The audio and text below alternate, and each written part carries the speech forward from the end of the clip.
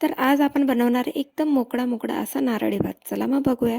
तर त्याच्यासाठी इकडे आम्ही पहिले भाताला शिजवून घेतलेलं आहे. त्याला एक ताटामध्ये काढायचं आहे आणि त्याच्यानंतर त्याला हाताने आपण असा मोकळा मोकळा करून घ्यायचं आहे.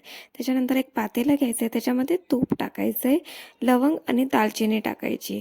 त्याच्यानंतर किसलेलं खोबरं घेतलेलं इकडे त्यालासुद्धा त्याच्यात टाकायचं आहे आणि त्याला चांगलं असं थोडंसं परतून घ्यायचं आहे. त्याच्यानंतर आपण जो मोकळा भात केला होता हाताने त्यालासुद्धा त्याच्यामध्ये टाकून द्यायचं आहे आणि आपली साखर टाकायची. जसं तुम्हाला गोड पाहिजे तेवढी साखर तुम्ही घेऊ शकतात. त्याच्यानंतर त्याला चांगलं असं थोडंसं हलवून घ्यायचं आहे. इकडे आम्ही फूड कलर घेतला आहे ऑरेंज कलरचा, तो सुद्धा त्याच्यामध्ये टाकला आहे. त्याच्यानंतर त्याला चांगलं असं हलवून घ्यायचं आहे आणि इकडे आम्ही पिस्ता आणि बदामला चांगलं बारीक असं करून घेतलं, ते सुद्धा त्याला ॲड करून घ्यायचं आहे ह्याच्यामध्ये आणि त्याला चांगला असं हलवून घ्यायचं आहे. बघा आपला एकदम मोकळा मोकळा असा नारळी भात रेडी आहे.